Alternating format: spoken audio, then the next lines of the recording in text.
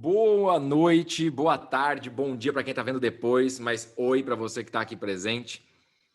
Esse é o Cine Consciência, onde a gente se reúne para aprofundar estudos, trocar ideias sobre temas da consciência, da integridade, usando o conhecimento, a filosofia e qualquer outra forma de saber, a observação para que a gente possa evoluir.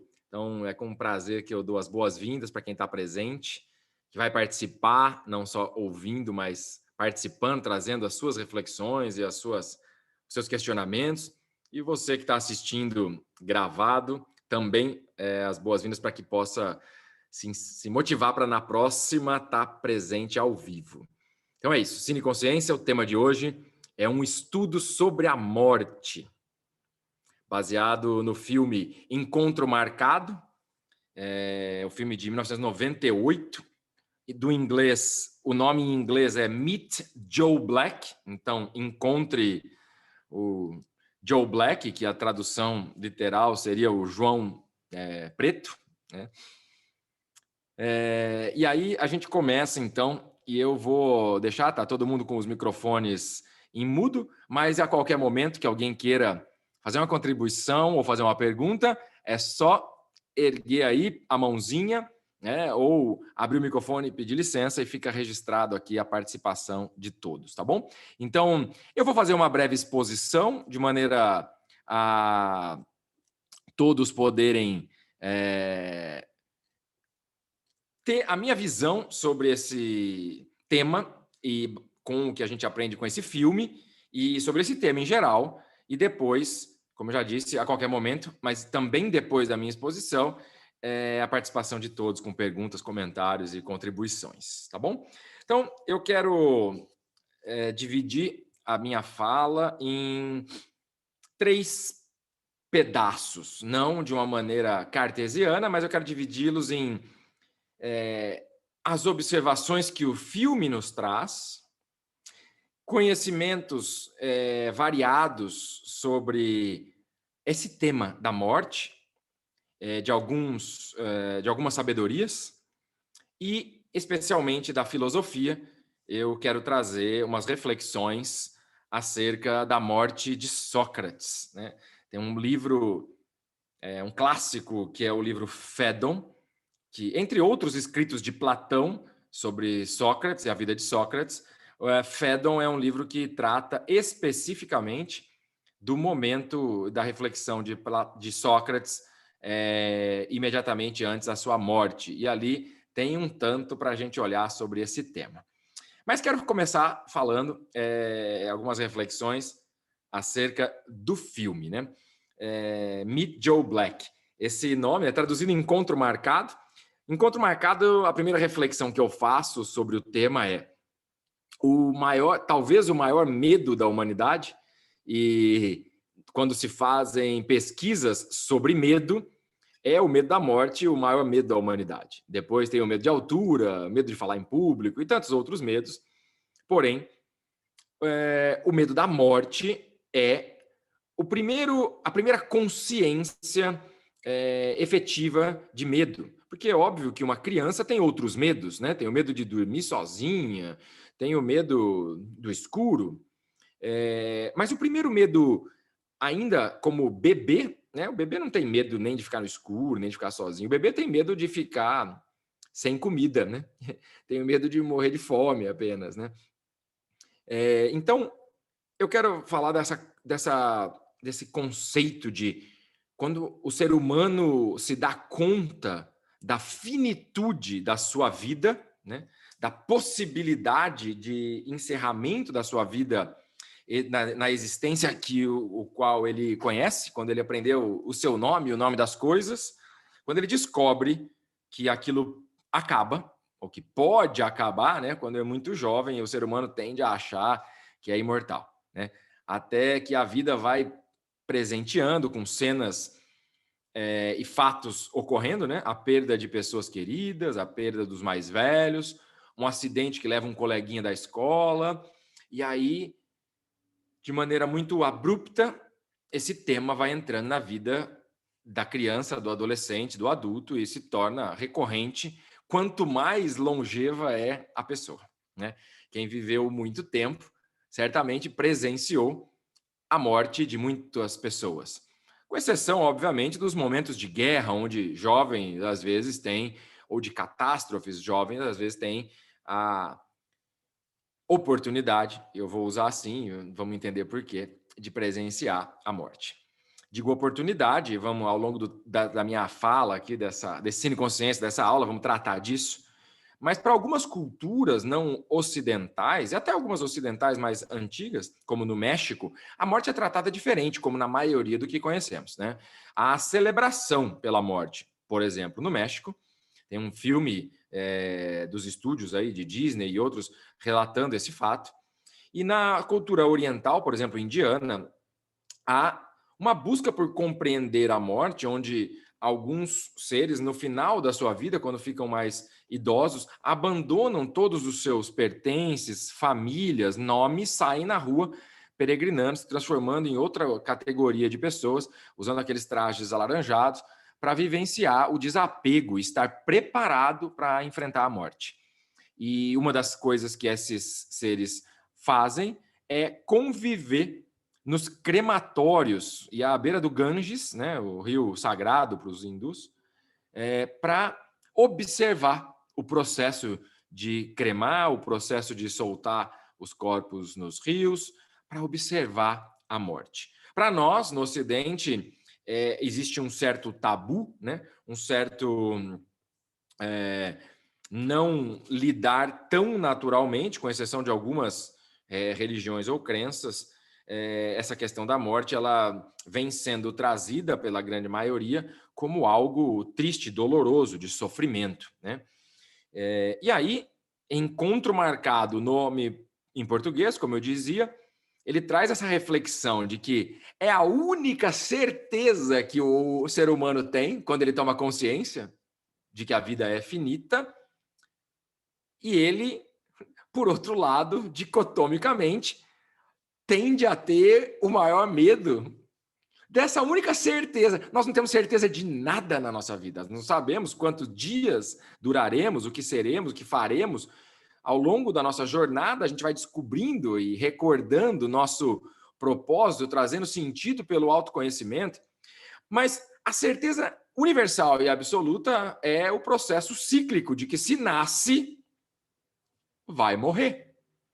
Então deveria ser a única certeza que o ser humano, já que é de certa forma consciente, né, sabido das coisas, e o ser humano, como a gente já debateu em outras vezes, né, consciente ainda em evolução de consciência, mas conhecedor das coisas, o Homo sapiens sapiens, aquele que sabe e que sabe, que observa o seu pensar.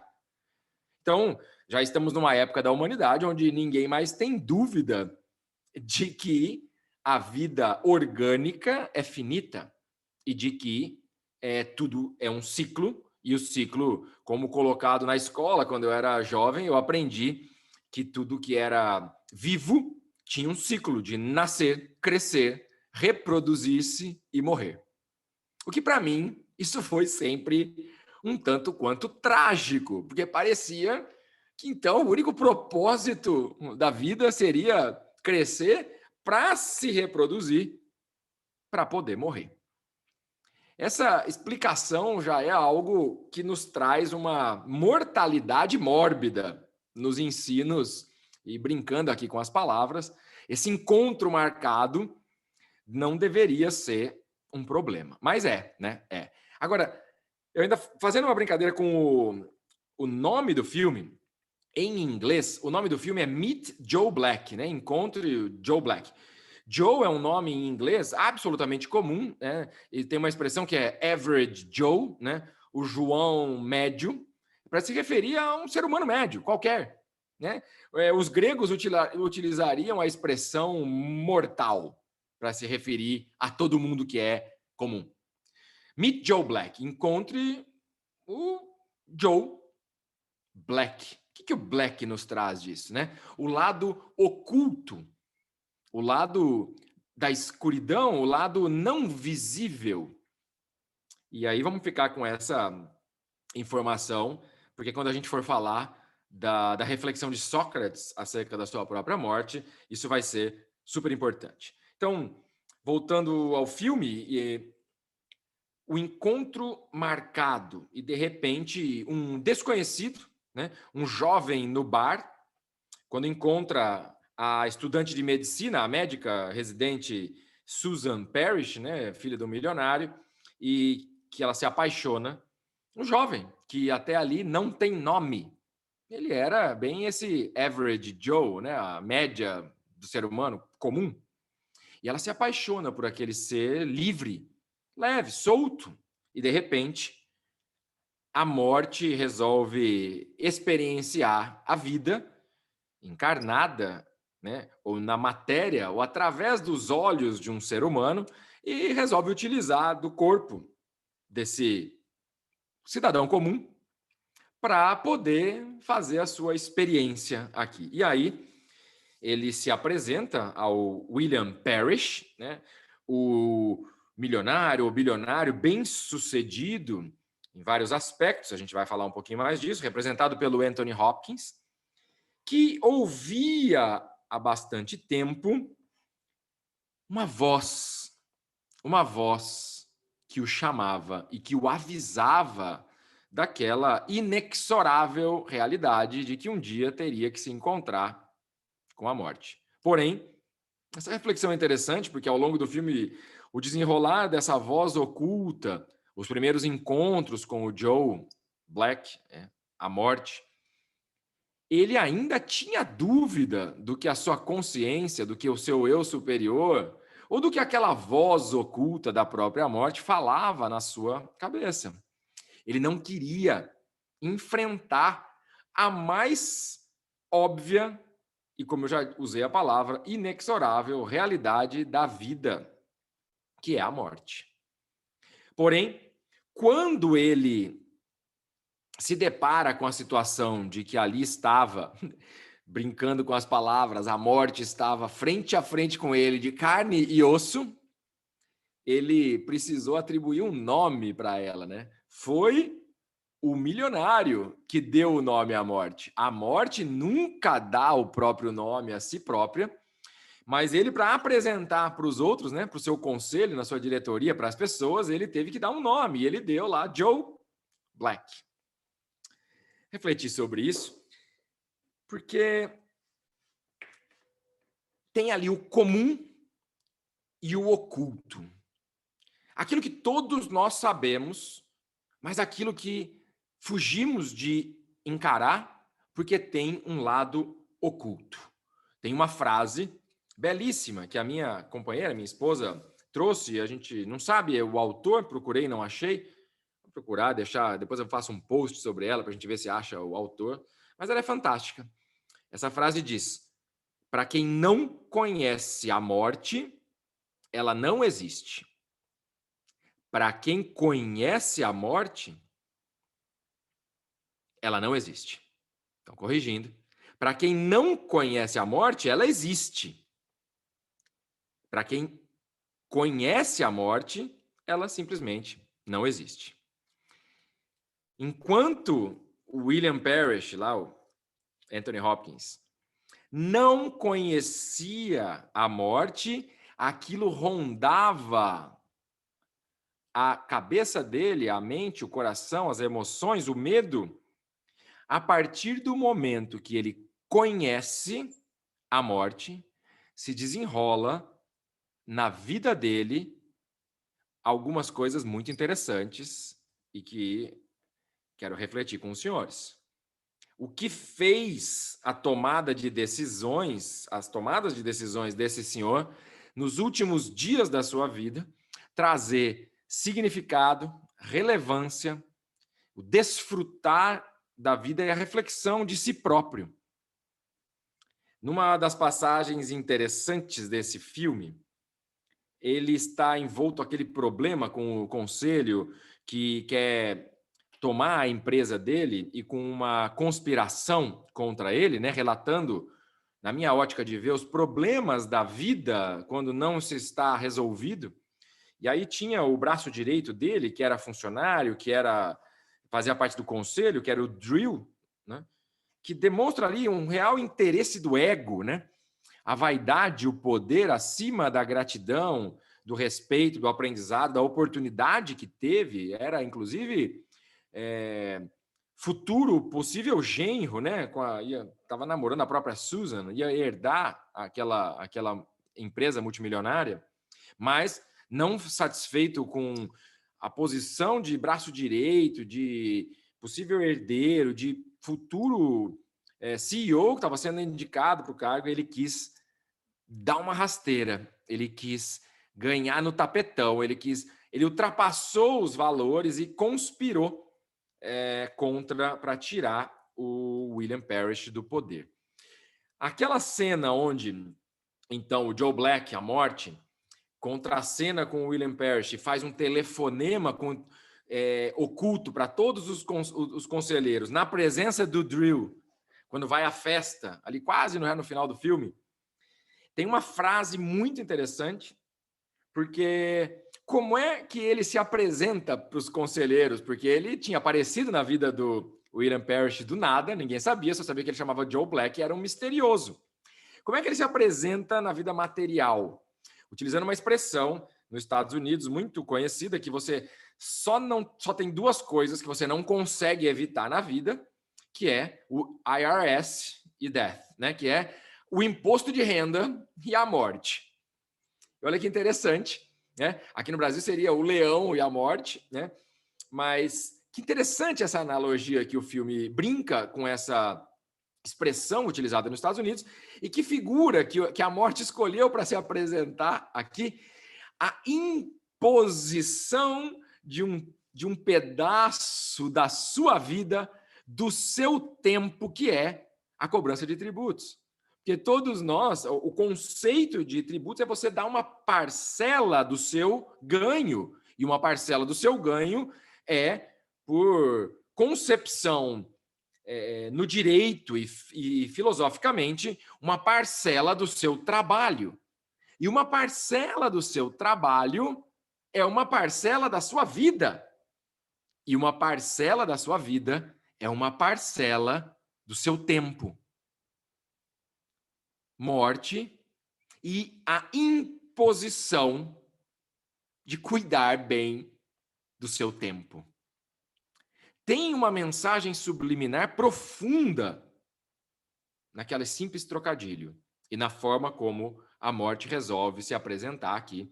E, interessantemente, outra análise que eu fiz sobre isso, que provavelmente vai ser inusitado para a maioria de vocês, é a avaliação de que o erro, a corrupção, o pecado, a traição, ela é descoberta através dos impostos, através do follow the money, siga o dinheiro, através do rastro deixado por aqueles que resolvem sair fora dos valores, das condutas corretas e morais. E não é assim que a gente vê a grande maioria dos escândalos acontecendo nos governos, nas empresas, nas vidas das pessoas. A incorruptibilidade sendo derrubada por uma conduta que deixou um rastro. Então, o ensino também vem ali que a morte não vai perdoar o seu desvio de conduta na vida. Ele utilizou ali a questão dos tributos, do dinheiro, da correção em relação às leis, que vale para outros fatores tais, mas que é muito perceptível na vida social e política e sociológica, econômica, na vida em sociedade, como conhecemos.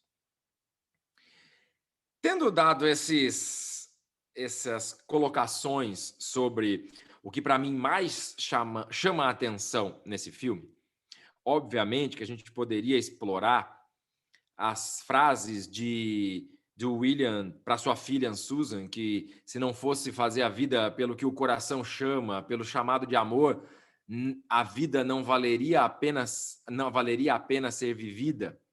É um ensino belíssimo. Também poderíamos olhar efemeridade e a pouca importância para as questões materiais, porque o filme se desenrola na construção de uma festa de aniversário riquíssima, num local belíssimo, helicópteros chegando, a melhor banda, a melhor comida, as pessoas mais influentes da sociedade vindo visitar. E como está a postura do William enquanto tudo isso acontece? Ele está preocupado com as questões materiais, da fama, do dinheiro, do poder, da continuidade da sua empresa? Como é que é possível, frente à proximidade da morte, se preocupar com essas coisas mundanas? Então, aqui é uma outra reflexão profunda, que na proximidade da morte é inevitável a reflexão. A proximidade da morte ou a reflexão sobre a morte por si próprio leva à reflexão sobre a vida. Jung, Carl Gustav Jung, conhecido como o pai da psicanálise analítica, psicólogo que influenciou tanto a psiquiatria, Jung, contemporâneo, né, de Freud, todo mundo conhece Jung. Ele teve uma EQM, uma experiência de quase morte, escreveu sobre isso. Depois disso, que a profundeza dos seus estudos vieram à tona e começou a escrever e estudar mais em profundidade. Reparem como que uma doença em si próprio faz a reflexão sobre a morte vir à tona, mas faz a reflexão sobre a vida. Um acidente ou um iminente risco de vida que passamos nos faz refletir e mudar nossas condutas. A perda de uma pessoa querida, próxima, um familiar, um amigo, um irmão, um filho, pai, faz um chacoalhão na vida em reflexão que a morte traz sobre a vida. As pessoas em fase terminal, em doenças como câncer, que estão em cuidados paliativos, como é chamado hoje, tem vários estudos muito interessantes, porque é perguntado, sabe aquela famosa frase, o que você faria diferente? E as pessoas normalmente não vão dar falta das questões materiais, das questões de poder, das questões de conforto, mas elas vão dar falta dos momentos em família, da presença com o filho, do aproveitar, de olhar o pôr do sol, de aproveitar a vida, de saber responder frente à vida. A pandemia, como a gente também tem conversado, né? Conversamos há pouco antes desse Cine Consciência, traz uma reflexão profunda sobre a vida, mesmo que inconsciente para alguns, porque o tema da morte, tema desse Cine Consciência, é um tema, mesmo que não explícito, que está permeando o consciente coletivo e o inconsciente também. Seja porque a mídia resolveu dar o número de mortes por Covid todo dia como o principal indicador da pandemia, seja porque, evidentemente, com tristeza, que algumas pessoas perdem entes queridos e isso repercute, quanto mais próximo de nós, mais ainda. Porém, a temática e o medo da morte trazido pela excessiva, na minha compreensão, foco em tratar o medo, o risco, a contaminação, a morte, etc., pela mídia, faz com que as pessoas vibrem nessa frequência. Porém, pelo lado da dificuldade ou do lado bom, esse tema está na pauta. E por que eu falo pelo lado bom? Porque é o tema desse nosso papo e dessa reflexão. E aí já falei algumas coisas sobre o filme, falei um pouco sobre a reflexão que a gente tem na proximidade da morte, na doença, num acidente, num risco de perda da vida, na perda de um ente querido, ou até nas EQMs, né? Que quem não conhece, vale a pena estudar alguns relatos, as experiências de quase morte, né? Aquela sensação de experienciar o outro lado, né? E aqui não quero entrar em reflexões religiosas, mas do ponto de vista macro, não tem como não entrar na questão que hoje usamos a palavra espiritualista, mas que sempre foi tema de estudo da filosofia. No meu livro, na página 112, eu deixei aqui marcadinho, eu coloco uma frase que eu coloco a origem da palavra amor, que eu aprendi com o filósofo Stefano Dana, autor do Escola dos Deuses e autor do Um Sonho para o Mundo. Aprendi com ele pessoalmente, quando ele foi meu mentor e quando eu tive alguns dias na Turquia, onde estudamos profundamente a questão da morte. Ele disse, a etimologia dessa palavra é maravilhosa. Do latim, a mors, a esse prefixo de negação ou ausência, né? O assintomático, apartidário, apático, tudo que vem o a na frente, no latim é a negação, a ausência. E mors, a palavra literal, morte. Amor, no latim, e que essa palavra é assim em português, mas ela tem origem no latim, é a mesma palavra, utilizada no italiano, né? Que a gente tem o contrário de Roma, né? O contrário do amor é a morte. A morte é o oposto do amor, porque amor significa a ausência de morte. Amor, então, é vida. A ausência de morte é vida, como tão bem colocou o Stefano Dana. E aí, eu fui buscar, eu tenho estudado recentemente um pouco mais sobre Sócrates, por alguns fatos que me chamaram a atenção. E aí, por conta desse Cine Consciência, eu fui ler esse texto que eu falei para vocês. Eu não tinha lido ainda, eu tinha lido algumas passagens em outros textos de Platão, mas especificamente Fédon, maravilhoso, que é a narrativa de Platão no que antecedeu a morte de Sócrates, como eu já disse. E essa narrativa se dá quando um dos seus discípulos chega, que é Fédon, né, em português Fedão, que chega e tinha participado da cerimônia de morte de Sócrates. Lembrando que Sócrates foi condenado à morte em Atenas por envenenamento, né? Ele teria que tomar cicuta, um veneno para morrer.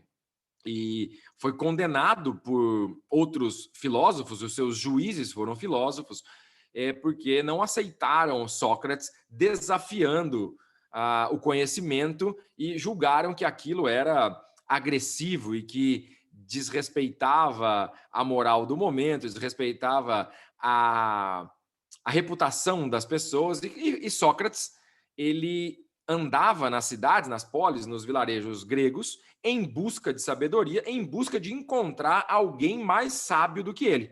Porque, como está relatado na história, Sócrates ouviu dizer, porque um amigo de Sócrates foi visitar o oráculo de Delfos, né, o oráculo de Apolo em Delfos, e perguntou quem é o homem mais sábio que já existiu e que está vivo, ou que já existiu. E a oráculo em Delfos disse a esse senhor que era Sócrates. E ele saiu correndo e foi contar para Sócrates. E Sócrates, não acreditando naquilo, foi visitar com o oráculo também. E também não acreditando naquilo, como no filme do Matrix, né? O Neo não acredita no que o oráculo fala para ele e vai viver procurando contrapor aquela verdade. Sócrates, de certa forma, fez a mesma coisa. Saiu em busca de sabedoria, procurando alguém mais sábio que ele para poder contrapor. Mas o seu método de questionamentos e de debate na retórica e na argumentação, ela não era muito visto como muito agradável por alguns. Ele parecia arrogante e agressivo, e aquilo despertou um pouco a ira das pessoas que se sentiram menores quando perdiam a argumentação para Sócrates. Isso é só um resumo de por que Sócrates foi, então, condenado à morte. E ocorreu um fato interessante que quando Sócrates, e é narrado no Fédon, normalmente quando tinha uma sentença de morte num julgamento, era imediatamente, no mesmo dia, no dia seguinte, que se dava a execução. Só que Sócrates ficou mais de 20 dias, pelo menos mais de 20 dias, numa prisão, esperando poder ser executado. Porque aconteceu um fato que existia uma crença na época que um navio que ia até uma ilha num ritual que era tido como um ritual de algum deus que tinha trazido a sabedoria e vida para a Terra em determinado momento. Quando ia até aquela ilha um navio e voltava com as pessoas, durante aquele período não se podia executar ninguém. Então, por uma questão de sorte, ou do acaso, como diz o próprio Sócrates na sua fala, ele fica numa prisão um tempo longo. Não se sabe se foi 45, 30 e poucos dias, mas foi mais de 20, porque era o mínimo que demorava para ir atravessar o mar naquela época, para ir até aquela ilha e voltar. E naquele tempo ele fica refletindo, e os seus discípulos, os seus amigos da sua escola de busca filosófica, onde Platão também se encontrava, não visitavam ele na prisão todo dia para refletir sobre isso. E esse texto narra essa história. E uma questão interessantíssima desse texto é logo no começo que perguntam para ele, né, um dos seus discípulos, que é narrado por Platão, Equécrates. Ele pergunta para Fédon: mas como que foi? Me conta, o que ele falou? O que aconteceu? E a primeira fala de Fédon sobre isso era assim, ó, ele disse que foi muito estranho o que sentia quando chegava perto do Sócrates naquele dia da morte, porque ele não podia sofrer ou lastimar, ou como ele faria perto de um ente querido que tivesse ali naquele derradeiro momento, né? E aí uma frase de Fédon que eu anotei aqui é assim, que ele se referindo a Sócrates, ele diz: o homem me parecia felicíssimo, tanto nos gestos como nas palavras, reflexo exato da intrepidez e da nobreza com que se despedia da vida. E aí já começa a ver um pouquinho do como que foi esse momento de um sábio, considerado o maior sábio até então, em encarar a própria morte. Fazendo um contraponto aqui, uma reflexão parecida como William Parrish encara a morte no final do filme. Então, ainda o Fédon, nessa fala, ele diz que ao penetrar o recinto onde estava a prisão, encontramos Sócrates, que acabava de ser aliviado dos ferros, né, que ele era mantido preso com ferros nas mãos e nos pés, e estava a mulher de Sócrates sentada junto com o filho pequeno, e ela chorando e lastimando, e aí Sócrates pede então que ela saia e aí Sócrates faz uma primeira reflexão, que é o que eu quero trazer para essa nossa reflexão, esse nosso estudo. Quando ele vê a mulher chorando e algumas pessoas saindo chorando e aclamar por aquela situação com tristeza, Sócrates diz a seguinte frase: como é extraordinário, senhores, e que os homens denominam prazer, o que os homens denominam prazer, e como se associa admiravelmente com o sofrimento, que passa, aliás, por ser o seu contrário. Não gostam juntos de ficar juntos no homem. Mal alguém persegue um deles e alcança o outro. Olha que interessante. Sócrates faz uma reflexão de contrários, de extremos, relacionando o prazer e o sofrimento como contrários um dos outros e mostrando que a busca de prazeres vai trazer, inevitavelmente, sofrimento.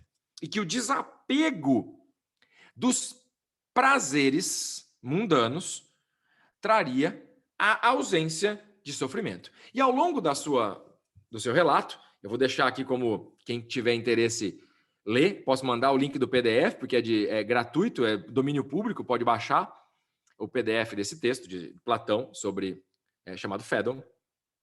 Mas há um longo diálogo, ao estilo que Platão escrevia, onde Sócrates faz uma narrativa para convencer os seus discípulos que não entendiam como ele estava feliz com aquela situação, e ele começa a argumentar para ver se ele poderia, de fato, estar correto na sua análise de estar feliz com a hora da morte, já que para ele aquilo era sair dessa dicotomia de reflexão entre contrários.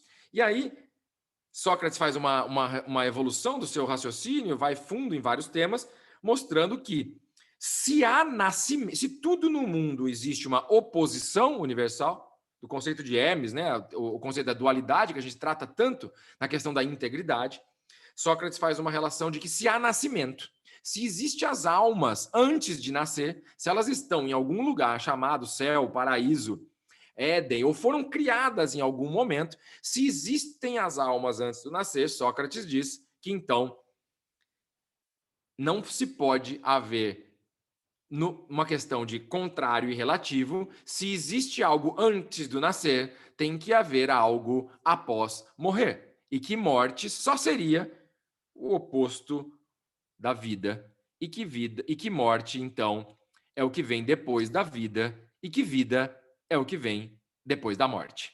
E aí, ele trata profundamente da reflexão sobre a imortalidade da alma, a dissociação do corpo, sem entrar em questões religiosas, mas trazendo a questão de que se há um consenso em que existe algo além do corpo, e que essa seria a busca de todo filósofo, que é se desconectar dos prazeres, e isso se desconectar do corpo. E ele diz na sua fala que o filósofo só pode observar as questões em si próprio se ele se desconectar, né, na minha linguagem, se ele se colocar na posição de observador, porque se ele deixar os sentidos, ele fala do olhar, do ouvido como os principais sentidos, né? Ele, naquele momento coloca como acima dos outros, mas se utilizar os sentidos do corpo para observar, que sempre vão ser viciados, sempre vão ser parciais daquilo que a gente tem compreensão.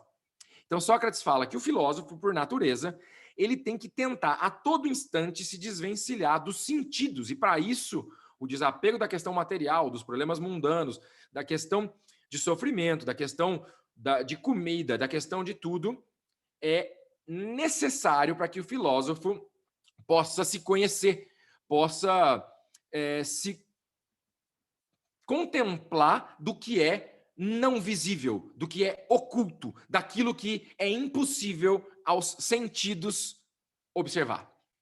Então, diz Sócrates na sua passagem que se o filósofo, quem é o filósofo? É aquele que quer o conhecimento, aquele que busca se conhecer, aquele que busca a sabedoria.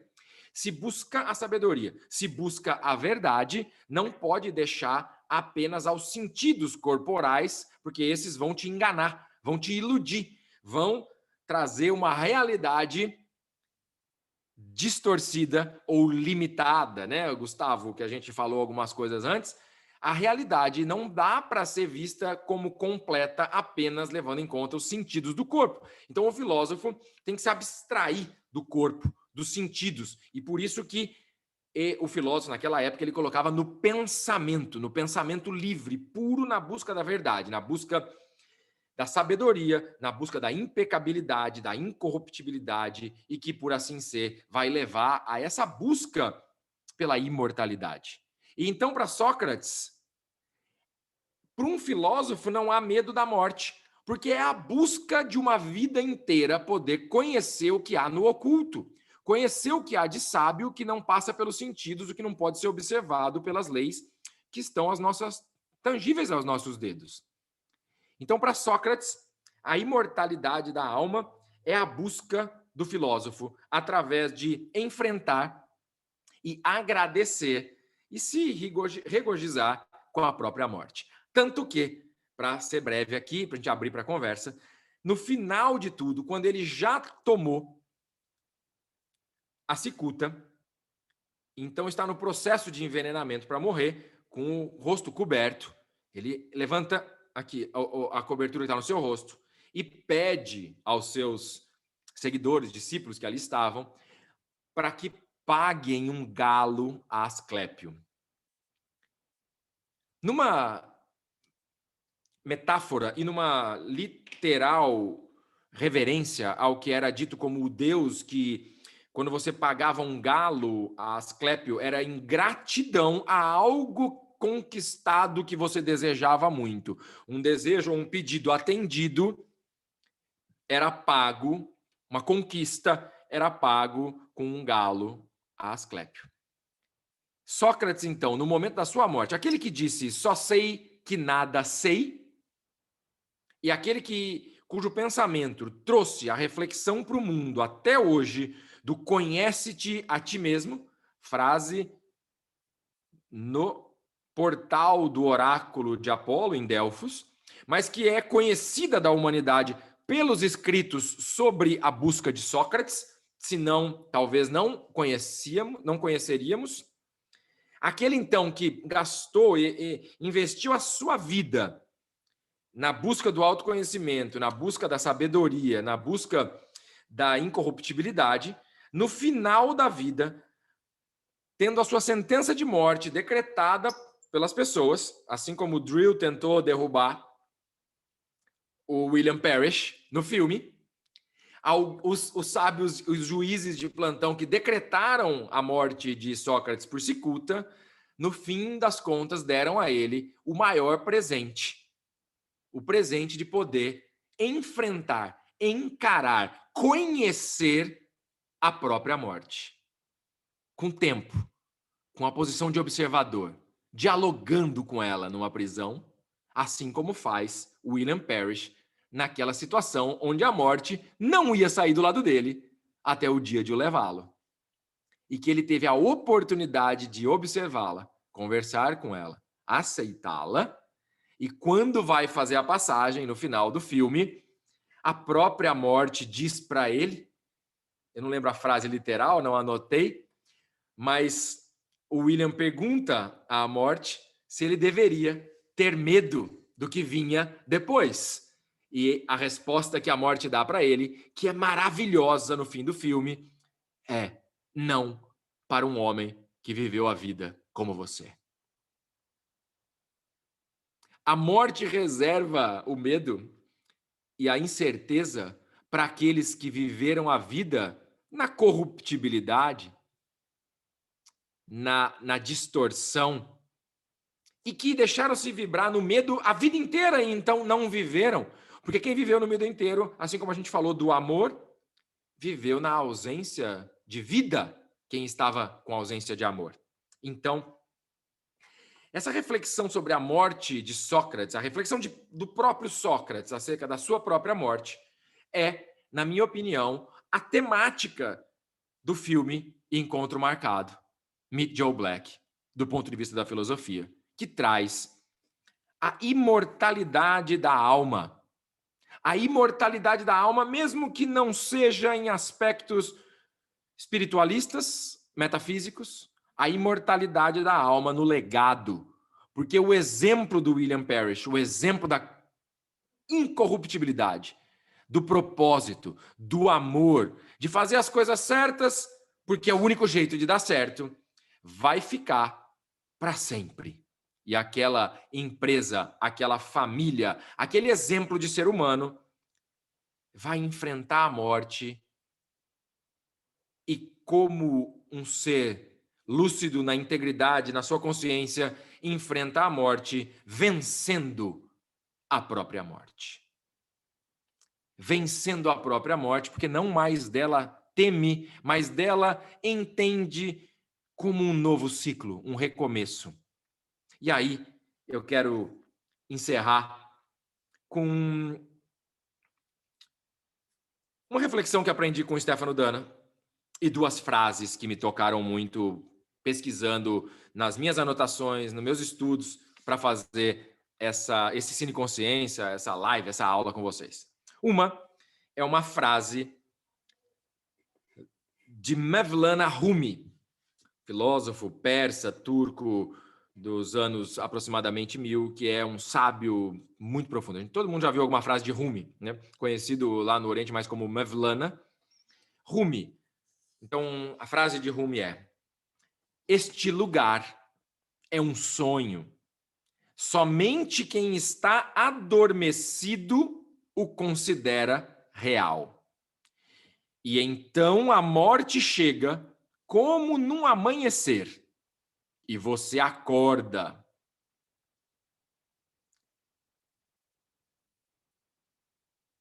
Do que pensava ser a sua dor. Rumi. Para quem está adormecido, é uma ilusão.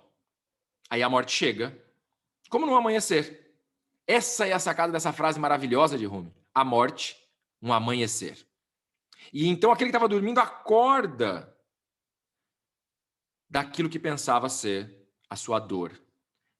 O que faz uma conclusão causal do início dessa frase com o seu fim, de que só está adormecido quem está na dor. Quem está no amor está desperto. E aí, eu quero só fazer uma reflexão rápida de um tema que eu aprendi com o Stefano Dana também, sobre morte, que o grande problema da humanidade atualmente é que a gente vive ritual de morte todo dia. A gente vai dormir inconsciente. A gente se deixa vencer pelo cansaço e cai na cama como um moribundo e como um morto que não tem mais energia. A gente se deixa matar e se mata um pouquinho a cada dia. Quando a gente fica na ilusão, nos pensamentos e emoções negativas, e quando a gente dorme inconscientemente. E quando a gente dorme inconscientemente? É quando a gente está tão cansado, tanto com sono, que a gente esquece de dormir conscientemente. O que é dormir conscientemente? É pôr o corpo para descansar. Se possível, com disciplina, com ritual, com consciência. E como que a gente fica muito cansado e com sono? Quando a gente não cuida do nosso corpo. Quando a gente se alimenta mal, se alimenta muito, come açúcar, toma álcool. A pandemia, para mim, foi um exercício enorme de morte, de ver o meu corpo mais cansado pela minha alimentação com excesso de açúcar, com excesso de álcool. E sentir na própria pele o quanto que a gente morre ao não se cuidar. Porque o ser humano, quando se cuida, ele tem uma energia muito maior, vive muito mais, precisa dormir menos. Quem come menos, dorme menos, vive mais. Então, para que a gente tenha algo prático desse nosso encontro, é não fazer os rituais de morte todo dia, escolhendo o que a gente se alimenta, o que a gente ouve de informação, o que a gente busca de informação na mídia e como que a gente se relaciona com os nossos problemas. E como trouxe Sócrates e como tem o exemplo do imposto de renda e do drill no filme, que a gente busque através dos valores, dos princípios, a nossa busca de evolução de consciência e que isso se dê através da nossa busca por impecabilidade, incorruptibilidade e por imortalidade. Porque, como disse Ertuğrul, eu estou assistindo um seriado muito interessante da tomada de Constantinopla pelos turcos otomanos, toda essa história dos turcos otomanos, e um líder, um guerreiro famoso na história, chamado Ertuğrul, a frase que eu anotei dele é: a guerra entre vida e morte, entre ouro e consciência, entre pureza e corrupção, continua. Essa milenar guerra entre os opostos, entre a consciência e a matéria, entre a corrupção e a pureza, e entre a vida e a morte, é estudo dos filósofos, é estudo dos egípcios na sua relação com Tote, na sua relação com o deus Anubis, é um dos ensinos do hermetismo da dualidade, é o ensino da pandemia para nós, é o ensino do filme Meet Joe Black. Esse é o grande ensino da vida, é olhar para a morte com a certeza de um novo amanhecer e com a certeza de que, independente da crença na imortalidade da alma, independente da crença do que vem depois, a morte, no mínimo, tem um grande ensino para nós.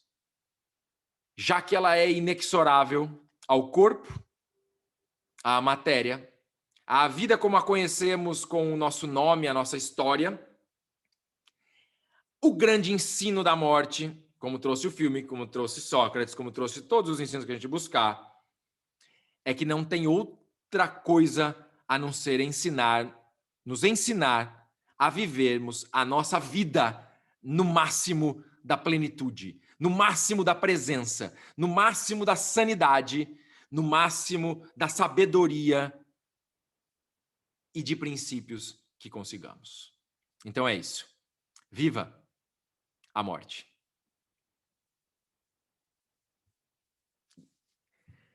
Gratidão, e abro as palavras nesse tema que não é nada fácil de...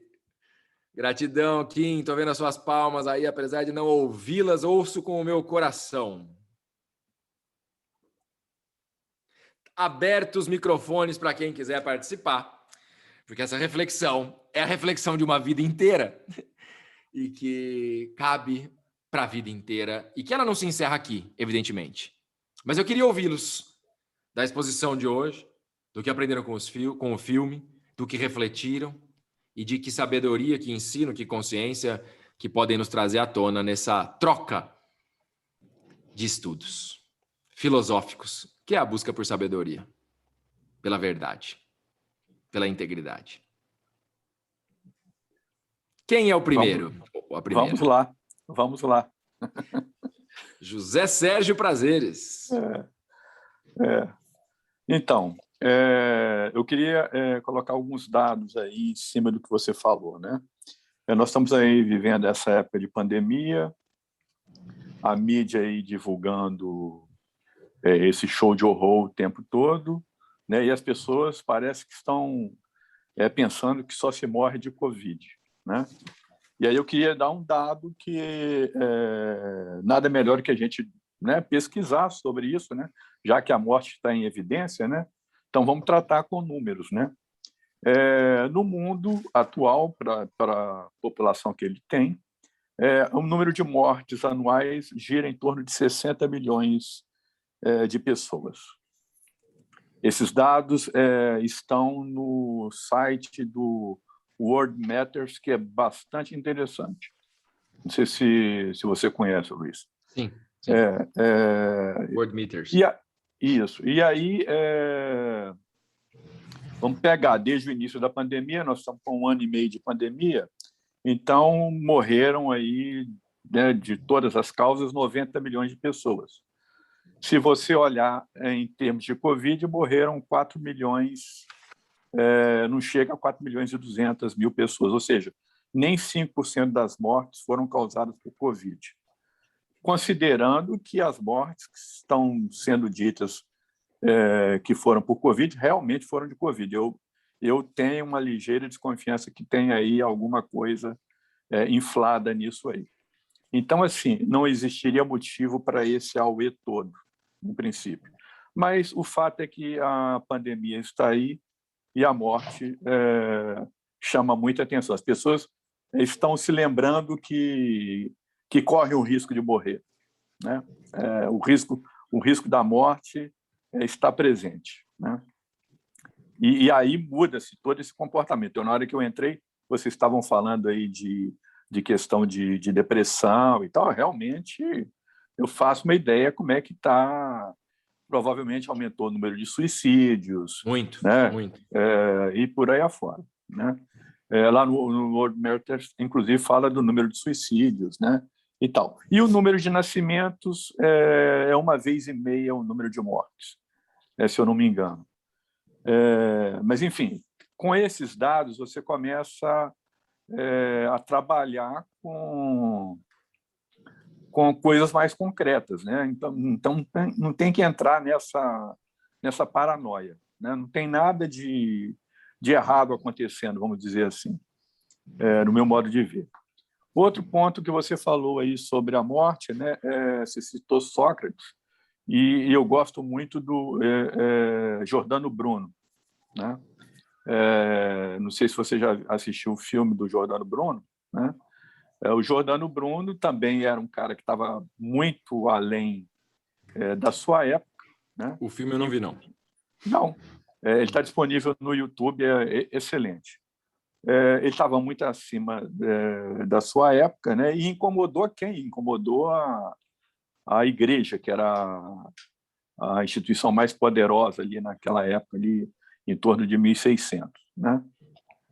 E ele tentou unir a igreja, os reis que estavam se distanciando da igreja na época. Eu assisti, sim. Eu assisti esse filme, sim. Você assistiu, né? Muito bom. E no final, aí ele foi preso pela Inquisição lá em Veneza, foi transferido para Roma, e no final ele tinha a opção de abjurar, né? Para poder continuar vivo, e ele escolhe ser morto, né? Que ele diz assim, que mortificação, que ingenuidade, querer transformar o poder pedindo a quem tem o poder, né? Para que transforme o poder. Então ele assim, ele foi para a morte sereno, né? Como ele já vivia, ele estava, os conceitos dele eram muito maiores do que da média, né? Então ele já sabia coisas de astrologia, já sabia um monte de coisa. Ele né? era um filósofo polímata, Era um né? Filósofo, né? Gostava de vários assuntos. Exatamente. E o outro que eu cito, né, que eu gosto muito, né, eu costumo dizer que eu sou epicurista, né, é o Epicuro. O Epicuro Claro. diz: se a morte está presente, eu não estarei. Então, por que eu tenho que me preocupar com a morte? Né? Aliás, só um parênteses, poxa, daria para a gente fazer um Cine Consciência do mesmo filme, do mesmo tema, só falando de pensamentos estoicos. Sim, sim. Né? Eu não citei nenhum. Não citei Sêneca, não citei Marco Aurélio, não citei Epiteto, não citei Epicuro. Mas, assim, daria para fazer uma reflexão tão profunda quanto ou mais, mas enfim, só para dar aqui o... E Epicuro é uma outra linha também que, com certeza... E só um ponto, já que eu te interrompi, na história de Sócrates, da sua morte, também acontece o mesmo com ele. Ele tinha a oportunidade de pedir desculpa, rever e continuar vivendo. Mas isso não nessa reflexão da sua morte, mas durante o seu julgamento. Mas ele diz literalmente que ele preferia a morte, mas com a dignidade dos seus valores, das suas crenças, das suas reflexões, do que a vida, que a partir de então não teria nenhum sentido se ele para isso tivesse que abdicar da verdade. Da verdade, exato. Então não faz mais sentido. Então, assim, a única saída é a morte, né? Mas ele escolhe a morte, né? Não foram as pessoas. Tanto assim que na hora que o Jordano Bruno ele é condenado, né? Estão lendo a sentença, ele fala assim: tem mais medo de vós, né? Ou seja, vocês têm medo, eu não tenho medo, né? Na realidade, e eu tenho, é um assunto que eu estudo bastante. Eu tenho a sensação de que a morte realmente é uma ilusão, né? Nós não morremos e nem nascemos, né? Outro dia o Hélio Dana colocou um artigo sobre isso. Eu já tinha em mente que a morte era uma ilusão, né? E ele colocou que nós nem nascemos, ou seja, nós estamos aqui como um avatar, mas nos observando de algum outro local, né? Não sei se faz sentido, né? Para mim faz, eu posso fazer nos observando ou não, porque tem um monte de gente que se identifica com a vida e acha que ela é real, mas na realidade isso aqui é um holograma. Isso que a frase de Rumi, de certa forma, mostra isso, né? A frase que eu trouxe, né, José Sérgio? Exatamente. E posso comentar algumas das suas palavras? Sim. Você tem mais que você quer colocar antes disso? Eu tinha pensado em outra coisa, mas se eu lembrar, eu volto a falar. Ok, então eu devo falar um pouquinho, depois passo o Marcelo tá com a mão erguida. Quero fazer alguns comentários. Não vou nem entrar nessa questão de Covid, não, porque eu não quero, mas só para a gente não fugir do tema. Agradeço a sua colocação, porque eu penso, tem muita coisa para se olhar sobre isso. Se a gente for olhar racionalmente, etc., dá para a gente ficar dias estudando. Mas, tanto para não sair do tema, quanto para não entrar em polêmica neste momento, como eu disse no começo da nossa fala, vamos ter muito para estudar disso no futuro, em breve. Mas eu quero falar em relação a algumas coisas que você falou. Já falei sobre a questão do Sócrates e o Giordano Bruno, a mesma questão. Mas você falou uma frase, eu anotei aqui, ó. Pode falar. Pode. Você falou uma frase que eu anotei aqui, que você falou que neste momento a morte está em evidência. E eu, brincando com o que Sócrates trouxe dos contrários, do prazer e do sofrimento, né, a opção dos contrários, e eles são a mesma coisa, eu digo para você que é só mudar a percepção da ótica, é só fazer um flip nessa moeda, e se a morte está em evidência, para quem quer, a vida está em evidência. Sim, sim. Nunca antes se deu tanta atenção à vida. O mundo inteiro em casa, procurando, vivendo, querendo se resguardar, mesmo que para muitos, talvez para a maioria, a pauta foi a do medo, a vida estava em evidência. As pessoas pararam de trabalhar, pararam de comprar, pararam de se preocupar com efemeridades para se preocupar conscientemente com a sua vida, mesmo que A essência da pauta do medo. Então, as opções pelos contrários entre o prazer e o sofrimento é que vão trazer para o ser humano desperto, consciente, íntegro, ao invés de ficar no sofrimento da morte em evidência e também não se iludir com o prazer da vida irresponsável e a vida material efêmera em evidência, encontrar o equilíbrio na sabedoria de viver a vida no presente enquanto tem vida e não ficar se preocupando com a morte. Tomar as medidas cabíveis, mas não acreditar no discurso de uma única fonte de morte, eu digo que o medo, onde é percentual pequeno realmente, mas viver intensamente, passar então, aproveitar o momento da pandemia, do vírus, do medo, da morte, para prestar atenção na vida. Lembrando que tudo isso está acontecendo, está nos lembrando que estamos vivos. Está Por isso é que eu gosto. Trazendo à tona essa reflexão, e só para completar a minha fala, tem uma frase do Stefano Dana também, que é: o antagonista é, na verdade, seu maior aliado. A gente já falou disso, né? Agradeça-o. Então, se a morte está presente, agradeça. Ela é a sua melhor aliada, é a que vai te trazer a compreensão da vida, vai te trazer a oportunidade de viver a vida conscientemente, diferente de desfrutar da vida.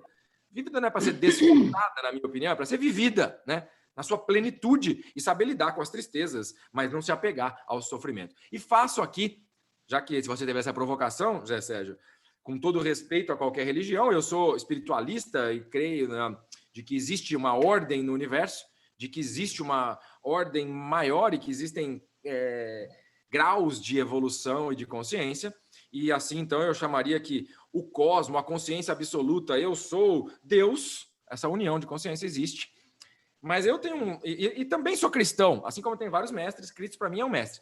Mas para mim, eu tive um insight do grande ensino de Jesus, na linha que você falou. Para mim, com respeito às religiões, tá? Mas para mim, o grande ensino de Jesus são 3 ensinos, 2 principais. Jesus, quando está no Calvário, tomando a x-batada, sendo crucificado, aos olhos da sua mãe, de todos que estão em volta, ele deixa para a gente uma mensagem muito clara de que a dor acontece, mas o sofrimento é opcional. Ele não se entrega ao sofrimento, ele aceita a dor, a tristeza. Depois, muito se fala, né, que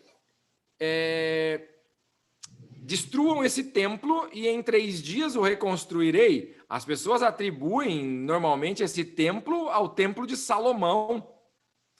Mas para mim, o outro ensino de Jesus, esse não foi uma reflexão minha, eu aprendi com um mestre. Para mim, o templo de Jesus é o próprio corpo, que a ressurreição, depois de 3 dias, ele reconstrói o próprio corpo. Né? Mostrando que essa ilusão do nascer e morrer é uma ilusão. E o terceiro ponto é, se eu vou construir meu próprio templo, não, o sofrimento é opcional, o meu templo é o meu corpo é meu templo, e depois de 3 dias eu retorno, a morte é uma ilusão. O amor, Jesus é conhecido como aquele que trouxe o amor, ele veio nos ensinar o amor. Isso todas as religiões cristãs concordam, que Jesus é o avatar que trouxe e impregnou o planeta Terra de amor. Então vamos olhar a origem da palavra e ver que Jesus impregnou a ausência de morte. E deu, na sua própria morte, um símbolo máximo da ilusão que é a morte. Mas aí a gente resolve Eu fui criado católico, então sem nenhum, pelo amor de Deus, sem nenhuma crítica, mas a gente resolve se apegar à cruz. E a gente fica lá, pregado nela, né? Então, com todo respeito às religiões, mas a minha compreensão dos ensinos vão na linha do que você trouxe, da imortalidade, da ilusão que é a morte. Posso colocar Marcelo, não sei mais se você uma quer coisinha? falar mais o Marcelo e aqui, então, com a mão erguida, o Gustavo também. Então, Mas é rapidinho. completa aí. Por isso é que eu gosto do Epicuro, porque ele trabalha em cima do equilíbrio, né? É sempre buscando o equilíbrio, a serenidade, o prazer sereno e tal. E o outro aspecto que eu queria colocar aqui, que eu não falei, é o seguinte: quando a gente nasce, né, a gente não morre para o útero, que é lá aconchegante, que é como se fosse um paraíso. Eu imagino que o útero da mãe é o paraíso, né? E aí você sai e cai e já começa chorando, já começa sentindo dor, já começa sentindo fome, já começa e aí se adapta. E aí essa terra aqui, ela passa a ser o útero para uma nova vida que está sendo gestada. Faz sentido?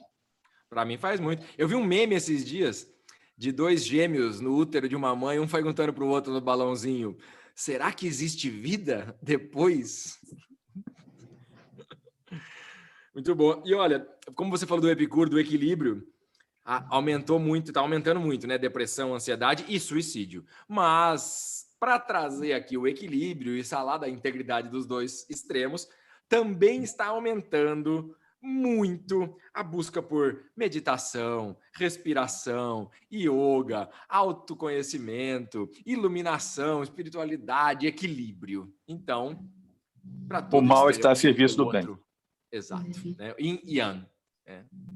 Marcelo Almeida, que já está ali ansioso, chacoalhando as mãozinhas para participar. Bem-vindo. Bom, primeiro, mais uma vez, agradecer a você, Luiz, a oportunidade da gente discutir esses temas nesses momentos que a gente vive. Eu acho que isso é sempre muito oportuno e é tão rica as nossas discussões e eu gosto tanto de acompanhar. E hoje eu fiz uma reflexão do filme e, ouvindo um pouco você falar, tem um aspecto que eu queria trazer que eu acho muito interessante. Eu acho que o nosso protagonista do filme ele tem um quê de hedonismo, assim, né? Ele vive de maneira mais hedonista. E teve uma passagem do filme que me chamou muito a atenção, que tem um pouco a ver com o amor, e aí você com toda a autoridade que tem, eu ia trazer isso aqui achando que eu ia falar sobre essa dicotomia de morte e amor, e naturalmente eu não poderia esquecer que foi você que me ensinou isso, então é por isso que não poderia ser diferente. Mas teve um momento do filme que me chamou muita atenção, que foi quando o Joe Black se aproxima, quando o Anthony Hopkins percebe que o Joe Black está se aproximando da Susan, que é a filha dele. E aí ele explode. Né? Ele não se mantém mais um sujeito altivo, que em vários momentos do filme se demonstra. Ele explode, porque me parece, a percepção que eu tenho é que o Joe Black, você muito bem colocou, não é Black, talvez não seja à toa, né?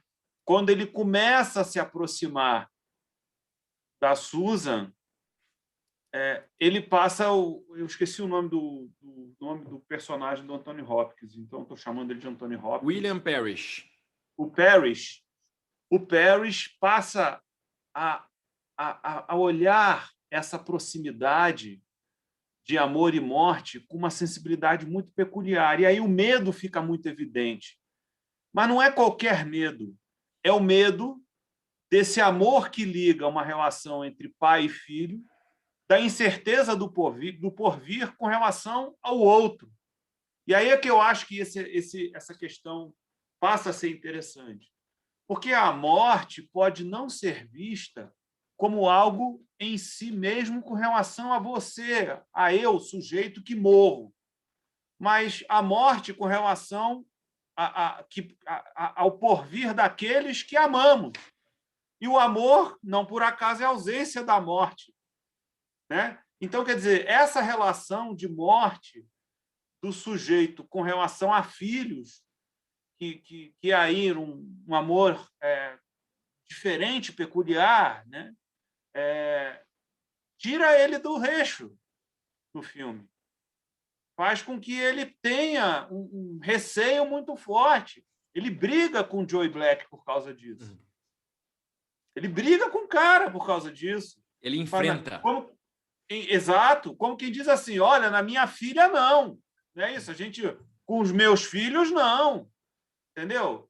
Então, assim, você vem aqui me buscar, meu amigo, tudo bem, eu vou com você, mas meu filho, não. Minha filha, não. Né? Então, isso me trouxe uma reflexão muito interessante, que é essa percepção da morte, e aí sobre esse aspecto mais hedonista mesmo, que a gente pode, ao longo da nossa trajetória, nós, conosco mesmo, nos autoconhecendo, através de reflexões e crescendo, tirar daí essas percepções e convicções de que a morte é um desprendimento, é passageiro, como disse o José, nós somos aqui meio que uma matrix, né? Nós também tratou desse assunto, mas como é que é isso com relação ao outro, né? Como é que a gente, de repente, não consegue projetar esse mesmo sentimento hedonista com relação ao outro, né? Com o outro, não, né? Então, eu queria trazer esse elemento do debate, porque me chamou muito a atenção essa reflexão dessa questão da morte projetada no outro, não simplesmente refletida consigo mesmo, né? Sim. Bem legal a sua contribuição, ela enriquece, então grato, viu? E grato também pela deferência aí de ter contribuído com o seu aprendizado, isso toca meu coração. Na sua fala me vem duas coisas muito interessantes que eu vou anotar aqui e vamos falar, que é o seguinte, hedonismo, né, da morte que você coloca, né, no Joe Black. Para mim, se a gente pegar o hedonismo como uma parte negativa da palavra, parece que assim, só está preocupado com os prazeres, né? E se esquece da questão. Que, em princípio, pode parecer, mas o hedonismo, se a gente pegar o prazer como negativo, a gente pode pensar por aí. Agora, se a gente olhar esse sentido de que ensino que traz aquela história dele viver ali livre, me pareceu muito mais um ensino de que a própria morte, quando experienciando a vida, ela está livre para degustar, para experienciar, que é talvez a única razão da nossa vida. Experienciarmos na matéria, nos 5 sentidos, observar e aprender com tudo, mesmo que isso seja ficar degustando várias colheres de peanut butter, né, do creme de amendoim. Se aquilo dá prazer, qual o problema, né? Então, me deu uma ideia dessa história da alma livre encarnada, sem se preocupar com o que o outro pensa, sem se identificar com o nome, não tô nem aí, chama do que você quiser. E vivendo ali um dia após o outro. E da história da filha, que você colocou, bem legal essa sua percepção, que mostra naquele lado 2 coisas. O primeiro é que, por mais sábio, nobre, bem-sucedido e ainda com aquele medo da morte, mas encarando aquela situação e aceitando a situação da morte, o William Parrish, ele ainda tem o apego às coisas que ele julga como dele. E nada melhor para manifestar isso do que a própria filha, algo que você trouxe ao mundo, de certa forma, especialmente as mulheres, mas... E aí mostra, de fato, olha, tudo bem me levar, mas o medo da perda, o apego demais, não aquilo que eu julgo como meu. E mais bonito do que isso é que isso mostra no final da história de que a morte traz, como você colocando com as minhas palavras, a morte traz para a filha o início da vida, porque ela passa a viver com brilho nos olhos, porque ela passa a amar. Então, olha que interessante que a gente vê nessa troca, que é a morte traz o amor, a morte traz a vida para a filha. E quando o William Parrish desapega disso também, porque ele vê o amor, ele está pronto para entregar E aí, o que muda na minha compreensão é: não basta apenas aceitar a morte, tem que enfrentar a morte. Tem que vencer o medo da morte, que passa por enfrentar de frente. E tem que desapegar de qualquer sensação de posse ou de perda. O Alexandre o Grande, me lembro aqui, uma passagem belíssima que tem na narrativa da morte de Alexandre o Grande, diz que Alexandre deixou no seu testamento um único pedido: que ele fosse, quando morresse, enterrado e no seu funeral o seu corpo fosse levado nu, com os braços para fora do caixão e carregado pelos médicos. Esse foi o seu pedido de Alexandre o Grande. Porque ele queria que mesmo ele, que foi o conquistador maior, o grande, que conquistou tudo na Terra, ele queria deixar a mensagem que mesmo ele, tendo sido quem foi, voltava nu como veio. Não adiantou a riqueza retratada pelos anéis pendurados nos seus dedos para fora do caixão, que nenhum dinheiro e poder econômico foi capaz de evitar a sua morte, e carregado pelos médicos para dizer que nenhuma ciência ou conhecimento era capaz de evitá-la. Então, é preciso enfrentá-la, não só aceitá-la. Esse é o ensino que eu tiro da sua fala. Gratidão. Kim, antes de voltar para o José Sérgio e depois se o Marcelo quiser fazer mais algum comentário, mas vamos ouvir a Kim, pode ser, Marcelo? Legal. Kim, abre o microfone aí. Tá mudo. Aê, Tá pronto. aberto? Agora tá. Agora? Tá, boa noite para todo mundo. Boa noite, bem-vinda. Feliz de te ver por aqui. Então, esse filme, ele, de uma forma geral, as 3 horas de filme, ele é cheio de significados, né? Que se a gente for abordar todos os pontos, a gente um encontro só não é suficiente, né? Mas é aquilo que você acabou de falar, uma coisa que me chamou muita atenção, quando o pai fala para ela: olha, eu quero que você seja arrebatada, eu quero que você levite, que dance como um derviche, né? Porque ela vinha de uma relação morta, né? Porque o Drew, a gente viu ao longo do filme, era um sujeito corrupto, envolvido com negociatas. Então, é uma relação sombria, né? Então, não tinha vida, era apenas um negócio, apenas uma companhia. E aí ela vai encontrar justamente o amor, ela vai levitar, ela vai se apaixonar pela morte, que é exatamente a cura, né? Dentro do próprio livro da Escola dos Deuses, tem uma passagem muito interessante, fala assim: uma humanidade que abdicou do seu direito de nascimento, que esqueceu a própria integridade, inventa a morte para pôr fim à sua miséria. O ser humano prefere morrer a assumir a imensa tarefa de vencer a si mesmo, a sua incompletude. Todavia, a morte não é uma solução. O ser humano sempre retorna ao ponto que deixou. Esse é do Lupélios, você conhece muito bem, melhor que eu, né? E que criou a Escola dos Deuses, né? Para indicar ao humano fragmentado, o ser humano esparso a via de retorno, a simplicidade, a integridade e a vontade que hoje está sepultada, né? E eu vou falar uma coisa, esse lance da morte. Eu, quando tinha 18 anos, eu sofri um acidente e eu fiquei 6 meses em coma, num hospital. E foi muito interessante que quando eu sofri o acidente, eu estava escutando uma música chamada Aeroporto. Quando eu voltei no hospital, tinha uma música, eu escutei o Aeroporto de novo. Quando eu voltei a mim, depois de 6 meses, eu olhei assim em volta, eu lembro perfeitamente assim essa cena. Eu olhei assim em volta, que lugar é esse? Mas essa música, eu estava escutando essa música, foi o que ficou na minha memória, né? E aí, quando teve aquele processo todo, aprender a andar de novo, aprender a comer, mas aquele período que ficou de julho a dezembro ali, né, quase janeiro, onde eu estava?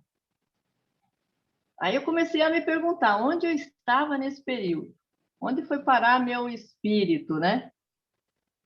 Aí Passou uns 2, 3 anos, um dia eu fui fazer uma psicanálise e a médica resolveu fazer uma regressão.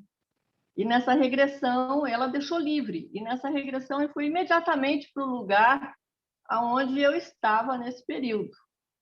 Era um lugar, tipo uma câmara frigorífica, assim, pode ser analógico, isso pode ser uma analogia ou alguma coisa, mas é o que eu vi na regressão.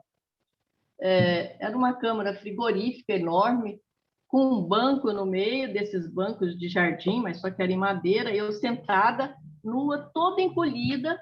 Todos os dias vi uma voz que falava assim: vamos voltar? Eu falava: não. Vamos voltar? Não. Até que um dia essa voz chegou e falou assim: vamos voltar? Eu falei: não. Ela falou assim: não, mas vai chegar um momento que você vai conseguir se adequar e vai encontrar. Eu não lembro bem as palavras, mas era tipo assim: a sua tribo, ou o pessoal que é parecido com você, que eu tinha uma dificuldade muito grande de adequação na escola, aquela coisa toda, né? E aí eu falei: então tá, então eu volto. Foi a hora que, daí, na própria regressão, eu me acordo no hospital. Então, você vê que tem a morte, na verdade, como o próprio fala, velhice, doença e morte são insultos à dignidade humana, né? O mal está a serviço do bem. Então, na verdade, ela é uma cura. Você volta de novo. Quando ele fala assim, o ser humano sempre retorna ao ponto que deixou. A gente não tem karma quando a natureza não fica em dívida com ninguém, não é? Então, você sempre vai ter uma colheita das suas ações.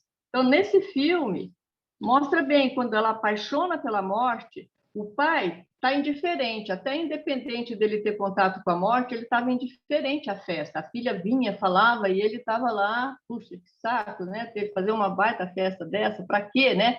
Ele estava meio morto por dentro, pela falta de amor, pela esposa ter morrido e tal, tal. Ele foi. Ela estava cheia de vida, a morte, figurativamente, né? Devolveu aquele rapaz íntegro que ela conheceu na cafeteria para ele, né? Então você vê que a morte, o estado de morrer está ligado à falta de integridade, à falta de Deus, como fala o próprio Nupélios na Escola dos Deuses. É a falta de Deus que te coloca diante da morte, porque se você está conectado à sua estrutura divina, que é consciência, alma e espírito, elas são a sua ancoragem. Então, tanto faz estar nesse corpo ou não estar. É um espírito que se faz carne só, né? Então, o filme tem um momento que a morte fala assim, quando ele fala assim, quem é você? Né? Ele fala assim, pense em milênios multiplicado por eras, combinados com um tempo infindável. Eu existo há todo esse tempo. Então, a morte, ela sempre existiu como um intervalo de um processo de evolução. Então, não há o que temer. Todos nós sabemos que esse momento que nós estamos vivendo, ele, por enquanto, é só um refresco. Por quê? Para voltar à integridade das coisas. Pelo menos é assim que eu vejo, né? E quando o Bill Pett fala, pô, mas não dá para abrir uma exceção? O que a morte fala? Não, não dá. Nesta não tem exceção. Ele pede para a morte desistir dele, né? E a morte não desiste. Por quê? Porque ele precisa nascer de novo, ele precisa ter vida, ele precisa ter integridade, coisa que ele não tinha, né? Então, esse filme, ele é um filme muito cheio de significado, né? Então, o ser humano, na verdade, a gente foge de uma forma geral, quando vê uma coisa muito pesada, a gente fecha o olho, a gente quer fugir, é difícil enfrentar. E quando a pessoa está apaixonada, aquele medo dela de perder aquele ser amado, todos os dias, ela morre um pouquinho com o medo, porque ela não tem segurança desse amor. Por quê? Trazendo dentro de nós, pelo menos eu entendo assim, a semente da efemeridade, da necessidade de estar sempre se renovando, né? Então, é isso que eu tinha que falar por enquanto, porque o filme é muito extenso. Muito É só boa isso. muito bom seus comentários, sua contribuição. É bem interessante, porque toda vez que a gente está no medo, a gente está numa vibração de ausência de morte, né? A gente está na crença na morte. Então, nos tira aí, independente da questão de religião, de Deus, né? Que eu concordo com você, mas até para um pensamento filosófico independente disso, né? Para um ser de integridade, né? Um homem, uma mulher de integridade, a morte não existe. Aquele Cine Consciência que nós fizemos sobre a história do Rei Arthur, né? Do filme do Arthur, encarar olhar, não desviar o olhar, né? É o que traz o ato heróico, o ato da vida. E eu lembro que eu nunca, naquele período, em nenhum momento, eu nunca senti medo, né? E quando você olha, os nossos pensamentos, eles sempre aparecem nas linhas da mão. Tudo que você pensa aparece ali, né? Aí, esses dias, me deparando aí com uma pessoa, ela olhou, nossa, mas a sua linha de vida é tão curta. Eu falei, claro, eu vivo o presente intensamente. Não preciso de ter linha comprida na mão, né? Porque as linhas da mão mostram toda a vida da gente. Tanto é que quando uma pessoa morre, daí 2, 3 dias não tem mais nenhuma linha na mão. Então, é o retrato da... E é o tudo retrato o significado então, que a gente dá, né? O significado que a gente dá. Eu vivo o presente intensamente todos os dias. Para que uma linha até o pulso? Não, é um dia de cada vez, ela vai se fazendo. E aí é eterno, aí é imortalidade para sempre. Grato, Kim, pela sua contribuição. Eu quero fazer justiça aqui, ó. O Gustavo tinha erguido 2 vezes a mão e abaixou, voltou. Não sei se o Gustavo tá aí, se quer falar. Depois tem o José Sérgio Prazer para fazer as réplicas dele, mas Gustavo, queremos te ouvir. Não, eu só queria falar uma coisa contrária aqui que ela percebeu. Eu percebi uma coisa seguinte, naquela cena que ele encontra aquela mulher no hospital, o Joey, e ela pede, pelo amor de Deus, para levar ela, né? Ao contrário do Wilson, do Parrish, né? Que falou, não, me deixa ficar aqui. Ela falou o contrário, quero ir. Pelo amor de Deus, está doendo demais. E a morte, às vezes, algumas pessoas encaram ela como uma coisa ruim, mas ela pode ser uma coisa boa, igual a gente já comentamos aqui na live. Mas o que acontece? Eu percebi que a morte também, assim, a gente tem algumas coisas a serem passadas aqui, independentemente da nossa vontade de querer ir embora antes ou depois, entendeu? Então, aquele momento dela passar aquela dor, aquela doença, era para o aprendizado dela, talvez para um despertar de consciência e desapegar algumas coisas da vida terrena, né? Até porque a gente acha que a troca de... Eu acredito muito nisso, que a troca de... Quando você morre, as pessoas acham que vira outra coisa, né? Você vai virar um anjo e tudo... A pessoa só continua, a vida continua, e você continua a mesma pessoa. Então, talvez a morte, a proximidade da morte, uma doença, igual aconteceu com a pandemia, é um despertar de consciência, né? E traz muitos... Às vezes, tem pessoas que em 2 anos elas evoluem os 70 anos que elas viveram uma vida inteira. Então, é isso que eu queria falar, porque ao mesmo tempo que ele queria ficar, ela queria ir embora, mas ela tinha um aprendizado ainda naquele finalzinho de vida dela. Muito bom. Grato pela contribuição também. Certamente, cada um a seu tempo e o seu aprendizado, né? E a forma de encarar é o que dá como que a gente lida, né? Mas mesmo ela querendo ir embora, né? Ela não tem medo, né? E ele, no fim das contas, a morte concede o pedido dela, né? Não imediatamente, mas logo depois, né? Então, interessante esse seu comentário. Eu quero fazer um comentário aqui também. A Paola colocou no chat, para quem quiser, um link no YouTube, né? Falar de um canal que tem entrevistas de EQM, que ela ouve. Ela colocou também um comentário de que uma amiga nossa, a Paola é minha esposa, tá? Minha companheira. Ela está aqui também participando. Ela falou que tem uma amiga nossa que falou que a medicina da morte está sobre a Terra. A Paola comenta que achou uma peculiar e rica ótica, né? Porque é isso, nesse sentido de cura que a humanidade precisa, inclusive numa cura para a pandemia, da percepção do que é a vida, a morte se torna uma medicina. A morte é a própria cura. Assim como o Stefano Dana disse, a doença é o próprio remédio, a doença é a própria cura. Eu faço aqui um complemento à frase do Stefano. A morte é a própria cura. A morte é a própria vida, né? Então, e aí, por último, a Paola comenta uma coisa que eu também tinha percebido, assim, mas ela percebeu sozinha e com uma forma bem mais rica até, que o sobrenome do William Parrish, né, que é em inglês com 2 R's, o Parrish, mas na pronúncia Parish, tem a mesma sonoridade do verbo em inglês perish, que significa perecer, que significa morrer, expirar, perder. Então, os diretores do filme, né, o autor, o escritor, ele certamente dá a entender de que eles brincaram com esse trocadilho, que o William Parrish, ele vai perecer. Assim, o corpo perece, morre, expira o prazo, né? Mas a alma é imortal. O que vem do outro lado, a morte é a própria vida. Então, fica dito aí as palavras da Paola, que não entrou no vídeo e no áudio, mas que deixou no chat para contribuir, né? E com isso eu passo de volta a palavra para o José Sérgio Prazeres, que está ali com a mãozinha levantada de novo, que ele falou, mas ele não está mais aguentando de ansiedade para que ele quer falar de novo. Vai lá, José Sérgio. Vamos lá. Eu queria comentar o que o Marcelo falou, né, sobre a questão de quando a morte se aproxima da filha, né? O que acontece? A filha, eu vou citar aqui o Khalil Gibran, né? Nossos filhos não são nossos, são filhos da ânsia de viver. Então, essa visão para o outro é uma visão de identificação, é uma visão de apego, né? Então, que tem que ser desfeito também, né?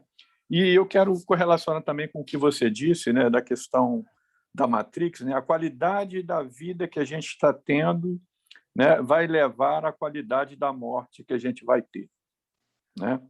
Você pode ter uma boa morte ou uma má morte.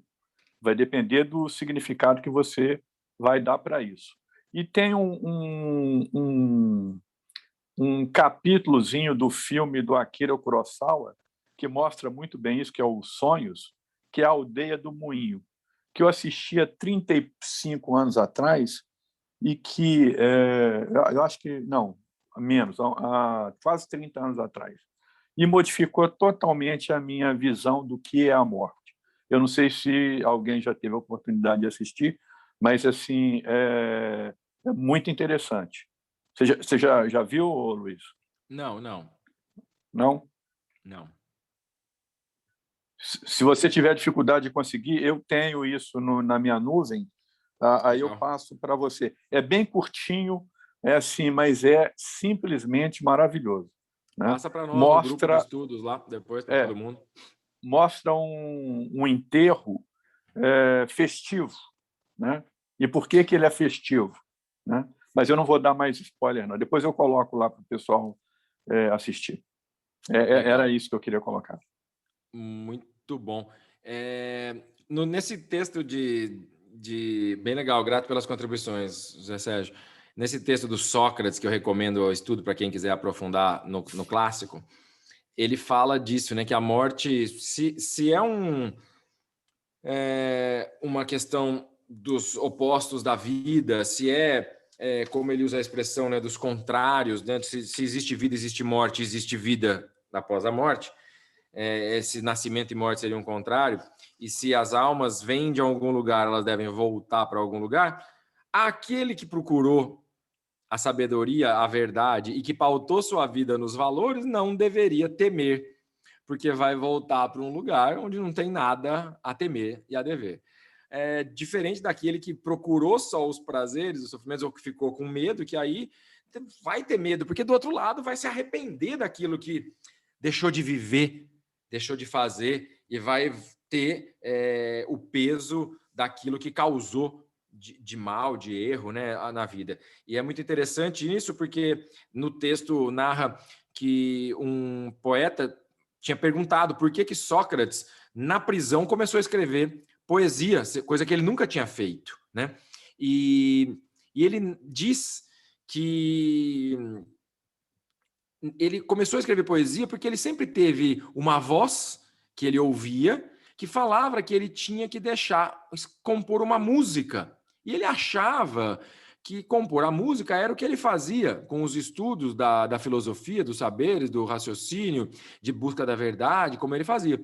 Mas que, frente à morte dele, ele resolveu ouvir o sonho dele e falou assim, que seria mais seguro cumprir a obrigação antes de partir e obedecer o sonho, e então compor a música que ele queria deixar, e ele fez isso em forma de poemas, que era uma forma de chegar ao coração das pessoas pela emoção, e não só pelo racional que ele usou a vida inteira na sua retórica, argumentação e raciocínio lógico e buscando a sabedoria. Então, olha que interessante. Na dúvida de que, vou passar para o outro lado, será que eu fiz tudo o que eu tinha que fazer? Ele resolveu ouvir aquela voz final do sonho e fazer, deixa aqui eu escrever as minhas poesias e deixar a minha música, né? Então, é interessante. E aí, um dos discípulos dele pergunta também, então, se morrer é melhor e a busca do filósofo, a gente não deveria condenar o suicídio, já que a gente falou desse tema, e Sócrates fala, não, a morte ensina, mas ao seu tempo, que vem na linha do que o Gustavo trouxe, e na linha do que, se as almas vêm, não sabemos como, e elas retornam, isso seria como um desrespeito, né, às leis de alguém que está superior a nós, que resolvesse por si próprio achar se era o momento ou não. E ele dá um exemplo que não seria aceito nos dias de hoje, mas na época existia a escravidão, e ele diz para o seu discípulo Sócrates, imagine você que um dos seus escravos resolvesse tirar a vida sem lhe consultar. Você não ficaria bravo com ele? Ou mesmo o puniria caso pudesse?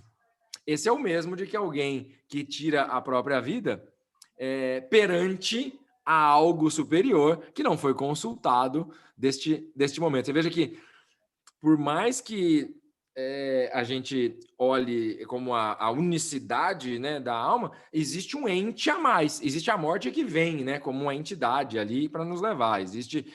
Então, trata também de questões profundas, como essa questão da discussão do suicídio, da imortalidade, do legado, do sonho, da busca da verdade, da busca da integridade, de certa forma. Então, eu quero agradecê-los, porque quando eu assisti o filme Encontro Marcado e Meet Joe Black, eu assisti com a minha esposa, com a minha mulher, a Paola, que está aqui, né? E a gente assistiu, assim, poxa, vamos assistir esse filme, vamos. E ali, assistindo o filme, vários downloads, vários insights, e na hora a gente falou, esse aqui temos que fazer um Cine Consciência. E grato a vocês, não fosse vocês que me acompanham, me auxiliam, que me dão motivação para compartilhar e não buscar só para mim. A partir do momento que eu pensei em fazer o Cine Consciência, eu pensei em vocês, pensei no nosso grupo de estudos, e por me comprometer a fazer isso, acabei indo reunir algumas das coisas que para mim são mais caras e mais importantes sobre esse tema, e fui estudar o texto de Platão sobre Sócrates. Então eu quero deixar aqui, como as minhas palavras finais, a minha gratidão. Pague um galo a cada um dos senhores, porque a minha vida tem mais sentido por observar a morte compartilhando com cada um de vocês. Gratidão.